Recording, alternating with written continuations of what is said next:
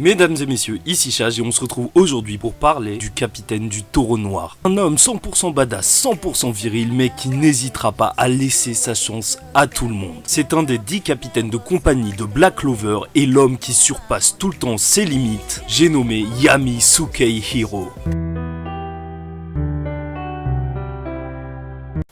Alors je vous rappelle que pour la première scène, nous étions innocents. Asta se lançait dans le concours pour devenir chevalier mage. Et que s'est-il passé? Il a bousculé quelqu'un. De son air tout jovial et gentil, il a bousculé quelqu'un, mais il a bousculé la mauvaise personne.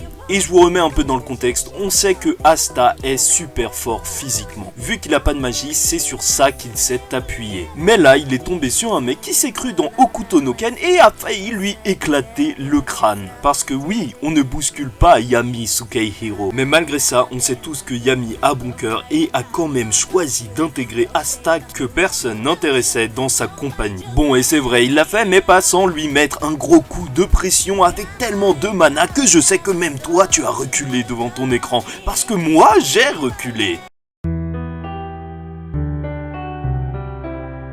Pour la deuxième scène, j'ai bien évidemment choisi de parler de la première fois qu'on l'a vu se battre. Je vous rappelle que c'était dans une grotte où Asta et Gauche étaient mis en difficulté parce qu'ils s'étaient retrouvés confrontés au chef des ennemis de l'œil maléfique qui avait réussi à enlever un bras à un capitaine. Et c'est là qu'heureusement Yami Sukehiro est arrivé. Il s'est dressé face à un patrie qui utilisait une magie de lumière, une des magies les plus puissantes et surtout les plus rapides. Mais ça ne l'a pas arrêté et surtout ce qui nous a choqué, c'est qu'il nous a sorti sa magie de ténèbres. Une magie qui est lente mais extrêmement puissante et dont il a réussi à combler les lacunes grâce à ses capacités physiques. Avec la lecture des mouvements des adversaires à travers le ki. Et ça nous a livré un combat juste magnifique où même les animateurs se sont lâchés.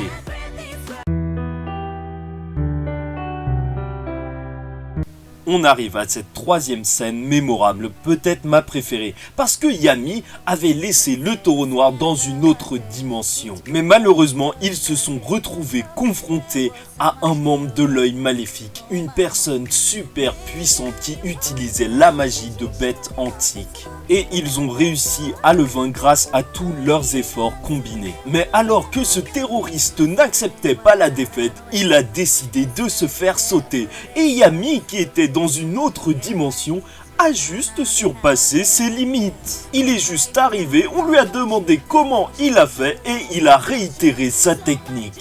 Le Dark Dimension Slash, et il a réussi à couper ce terroriste qui était en train de se faire exploser en deux. Une des meilleures arrivées de personnages tout manga confondu.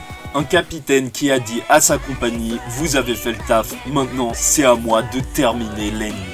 Et on en est déjà au milieu de la vidéo. Si vous n'êtes pas abonné, je vous demande vraiment de le faire parce que c'est super important pour moi. Je sais que vous l'entendez souvent, mais vraiment, s'il vous plaît, il y aura d'autres vidéos Black Clover de ce genre et même sur d'autres mangas parce que quand la passion est là, il ne faut pas l'arrêter.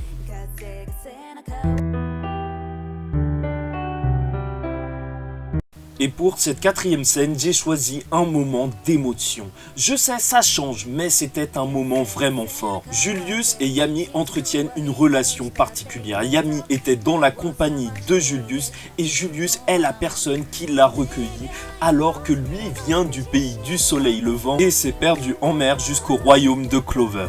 C'est donc tout un passé entre les deux personnages qu'on a ressenti dans cette scène mythique où après que Julius s'est fait poignarder par Patrie, Yami est arrivé. Et dans son regard, on voyait qu'une chose, une envie de tuer, une envie de venger son maître et ami. Mais malgré ça, l'ennemi s'est enfui et Yami s'est retrouvé à écouter les dernières paroles de Julius. Il lui a juste demandé de protéger Clover à son tour et c'est ce que Yami jurera de faire.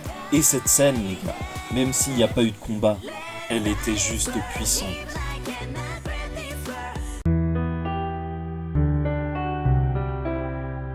Et pour terminer, je suis sûr que tous les fans de Black Clover savent de quelle scène je vais parler, puisque je vais évidemment parler du combat contre Zagred. Asta, Yuno et compagnie étaient en train de se battre contre le boss final de l'arc des elfes, Zagred.